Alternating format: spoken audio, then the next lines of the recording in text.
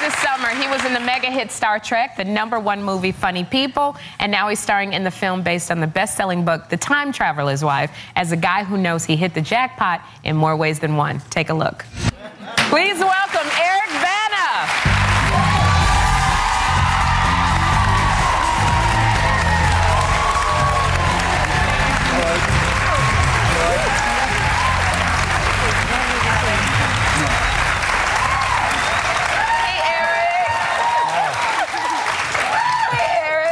Hi. So this one, I feel like I just got done seeing Funny People, and now I saw we saw Time Traveler's Wife, and this is a love story here, and you play a man with a genetic disorder.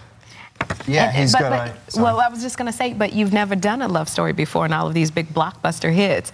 Why did you decide to do a love story? And tell us what this genetic disorder is. Well, the disorder is that he involuntarily travels through time, and he goes back in time to visit his wife, played by Rachel McAdams, at various stages of her life. And the time travelling, I guess, is a device used to, wrench these two people apart who are just so in love and so want to be together. I love your accent. I know. Don't you love it? It's Australian. Yeah. It's based on a great book. Best-selling book. It's a fabulous book. Well, I'm sorry. I'm sorry. Go ahead. No, go ahead. Okay. As I said, I loved it because I read it, so I just think it's great. What did you love about it when you read the script? Why this? Because you were fabulous in Star Trek. Thank you. I didn't even know it was you in Star Trek. Totally unrecognizable, by the way. That was me, Nero.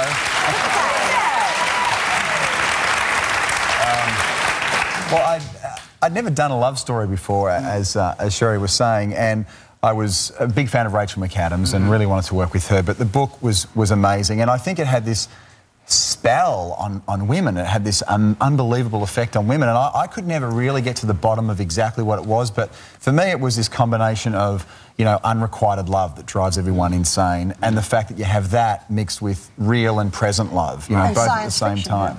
And While you are here, would you like to say hello to your mother in Australia? I would. And tell us why. Well, I got big brownie points today because this is her favourite show and she watches it every day. Hi, Mum. Show in California, in Australia. So hello, Mom.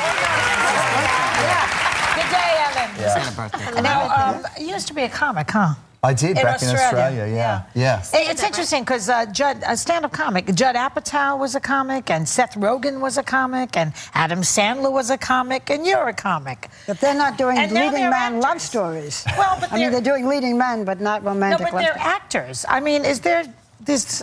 It's interesting to me that you guys made a very smooth transition to acting. Yeah, I was very lucky. Like, that's how I started out back in Australia. I worked as a stand-up comedian and on a sketch comedy show, kind of like Saturday Night Live, and then really got sick of it and moved across into drama and was very fortunate early on to get some good parts and a lot of opportunities. And I just haven't looked back since. You could do that. I've done it too, but this is like lately. It's a lot of you coming out. Do you miss doing the comedy? I'm sorry, because in Funny People you were so hysterical as an Australian. As an Australian, and do you miss doing that kind of thing? Oh, I miss it. I miss it a little bit. I mean, I had such a great time on the set of Funny People with Adam and Seth and Leslie, who's just.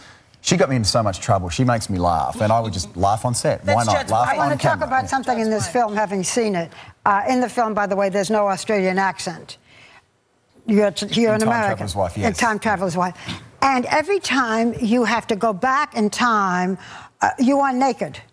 We see more of your backside. I had a wonderful time. You are always nude every time he goes in time. So I thought maybe you would like to show us now how it's done. Your mother is going to love this one, boy. Go see the film. I stupidly, when I signed on for the film, I read all those scenes and I read the book. I'm like, yeah, he's butt naked quite a bit, but it's PG-13. I'll never have to take my clothes off. Well, I was wrong. Every other scene. It was like every third or fourth day. Eric, drop your pants. And like, as long as it's from behind. As long as it's from behind, yeah. Did you do some extra like lunges or anything, squats to get ready for it? I don't believe in the ab thing. I don't do abs. I want to have have you set up the clip. Let me tell you, though, looks good. Sure. I want to shift gears back to funny people, actually, because you play the husband of Adam Sandler's ex-girlfriend. And so we have a clip, but I want you to set it up for us. This is a dinner table scene where Adam has come to woo her back into his life, and I've just turned up out of the blue. I'm a businessman who travels to China, and this is a dinner scene where I'm speaking Chinese, I believe, to my children. Check it out. What does Baba Booyah mean? Well, ni hao is hello. It sounds like ni hao. Ni hao ma is hello. Baba Booyah, I didn't understand what it meant then, and I don't understand what it means now. Is that all you can speak? Do you know That's all I can speak in Chinese. And Yeah. is it your birthday soon? A big birthday coming up for you?